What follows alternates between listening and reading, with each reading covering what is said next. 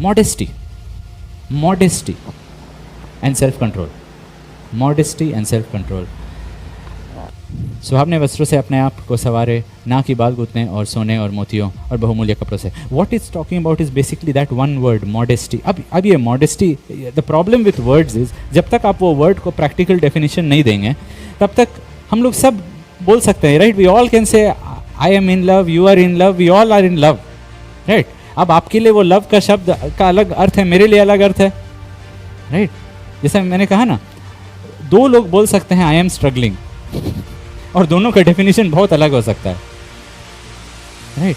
तो ये शब्द को अर्थ देना पड़ेगा। जेनेसिस चैप्टर 3 वर्स 10, उसने कहा तेरा शब्द बारी में से सुनकर डर गया। मैं डर गया क्योंकि मैं नंगा था। अब क्या वो सच में नंगे थे? नहीं। उन्होंने क्या किया था? वर्स 7,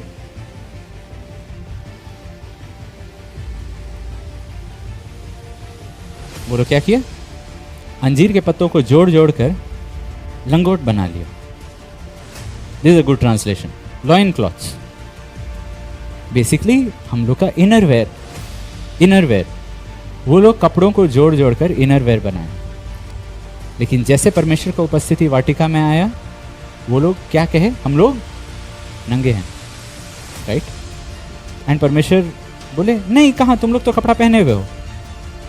नहीं, पार्शियल क्लोथिंग परमेश्वर के सामने नंगापन है। पार्शियल क्लोथिंग, कौन सा स्क्रिप्चर? ये खुद आदम खुद बोल रहा है, आदम और हवा खुद बोल रहे हैं। लॉइन क्लॉथ्स का क्या मतलब? एंड ओके, नाउ परमेश्वर क्या बनाए?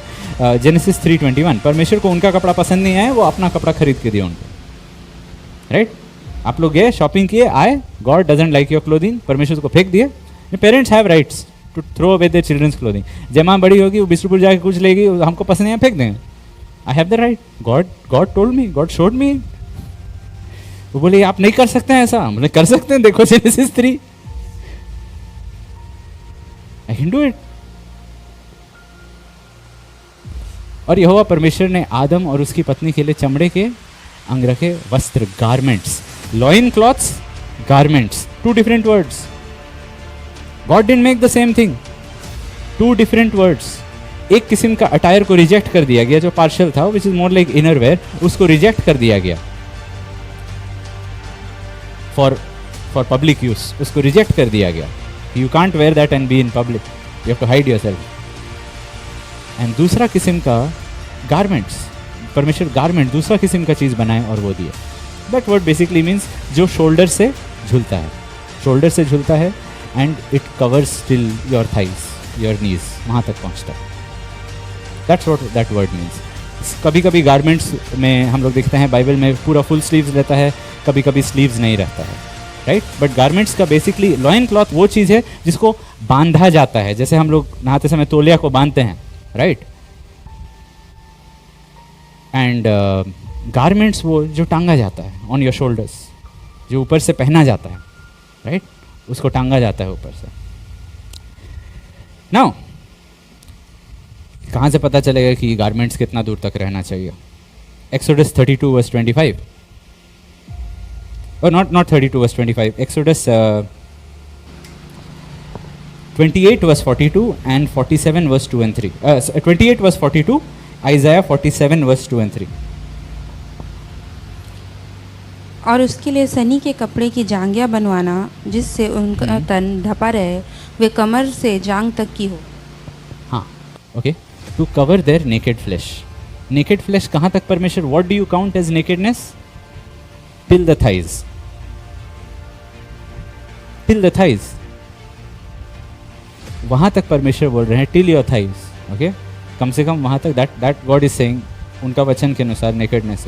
अनदर स्क्रिप्चर नहीं, एक जगह में ऐसा लिखा, आइज़ाया 47 वर्स 2 and 3।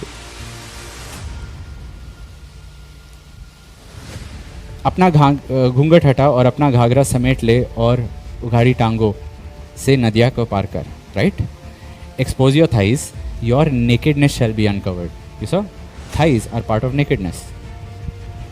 इसलिए प्रीस्ट को बोला गया था, परमेश्वर के लोगों को बोला गया था, you cover it till there, at least till there, right. You understood? That was part of nakedness.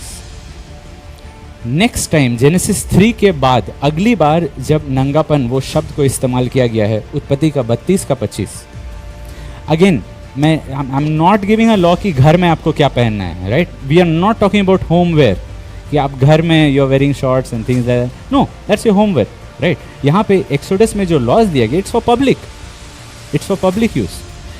And if you look at संसार का ये जो स्टैंडर्ड है, चाहे लोग जो भी फेमिनिज्म को लेके बोले, हैव यू नोटिस्ड ओलंपिक्स में men's jersey and women's jersey देखें, men's jersey and women's jersey, tennis का देख लीजिए, वॉलीबॉल का देख लीजिए, जिमनास्ट का देख लीजिए, नॉट जो लोग जिम में रहते हैं, जिमनास्ट यानी कि do all that stuff, gymnastics. Have you notice the difference between main का जर्सी एंड विमेन का जर्सी?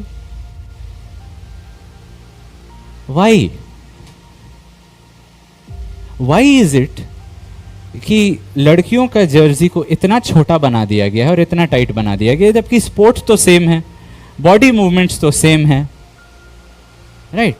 एंड कार्टून्स में भी, कॉमिक्स में, मतलब सुपरमैन का पूरा पहना दिया उसको, राइट? और वंडर वुमन का क्या सुपर पावर है? डिस्ट्रैक्शन.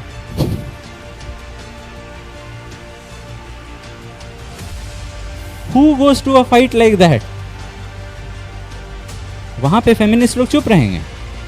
वहां पे वो लोग नहीं बोलेंगे कि सब को सेक्सुअलाइज कर दिया जा रहा है स्पोर्ट में. वहां पे नहीं, स्पोर्ट्स में हम लोग को इक्वल पेमेंट मिलना चाहिए, हम लोग उनका जर्सी क्यों नहीं दिया जा रहा है, वो पूछो. वहां पे वो लोग नहीं पूछ रहे हैं कि वाई इज इट कि स्पोर्ट्स में भी लड़कियों को सेक्सुअलाइज किया जा रहा है, क्योंकि ये संसार का स्टैंडर्ड है. इवन इन द जिम में लड़कों का कपड़ा को देखिए, एब्सोल्युटली लूज, गंजी जैसा, राइट? लड़कियों का कपड़ा को देखिए, वेरी टाइट. मशीन्स हम लोग सेम यूज करेंगे, एक्सरसाइजेस हम लोग सेम करते हैं, तो ये क्या मतलब है कि उसको टाइट दे दिया और हमको लूज दे दिया? आई एम नॉट सेइंग हमको भी टाइट दो, that's not what I am saying, but girls are being sexualized and they are too stupid to know that. Yes, I will say to you like my daughters, you all are too stupid to realize that. Because feminism दिमाग में घुस गया है. If you are not a feminist, you will be able to see it. कि तुम लोग का advantage लिया जा रहा है, तुम लोग को सेक्सुअलाइज किया जा रहा है, तुम लोग को परेड कर दिया जा रहा है. All your clothing is different. नहीं, वो स्पोर्ट के लिए जरूरत है. कौन सा sport? Look at the guys, वो ट्रैक इवेंट्स में देख लो, कोई भी स्पोर्ट्स में देख लो, इट्स वेरी डिफरेंट. कोई आर्ग्यूमेंट ही नहीं कर सकता है कि नहीं ये आसान है वॉलीबॉल खेलना with that. No, why aren't the boys wearing that then?